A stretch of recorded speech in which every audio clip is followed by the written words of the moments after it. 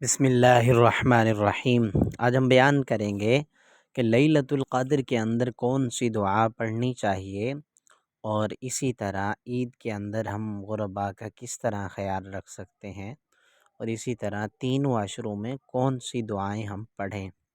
سب سے پہلی بات یہ ہے کہ نبی علیہ السلام سے سیدہ عائشہ الصدیقہ رضی اللہ تعالی عنہا نے پوچھا، اللہ کے نبی، اگر میں لیلۃ القدر کو پالوں، یعنی شب قدر کو پالوں، تو اس میں کون سی دعا پڑھوں؟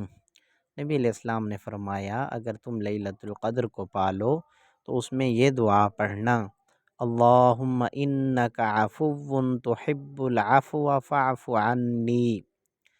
اے پروردگار، آپ بہت معاف فرمانے والے ہیں اور معاف کرنے کو پسند بھی فرماتے ہیں، مولا کریم مجھے معاف فرما دیں۔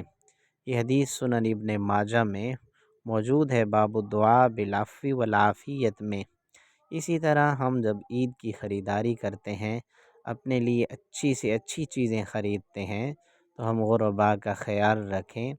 اپنے ارد گرد جتنے غرباء ہیں، مساکین ہیں، مدارس کے طلباء کرام ہیں، جتنا ممکن ہو سکے کوشش کریں ان کو کچھ نہ کچھ دیں، عید کے لیے کچھ نہ کچھ خرید کر ان کو دیں، رقم دیں۔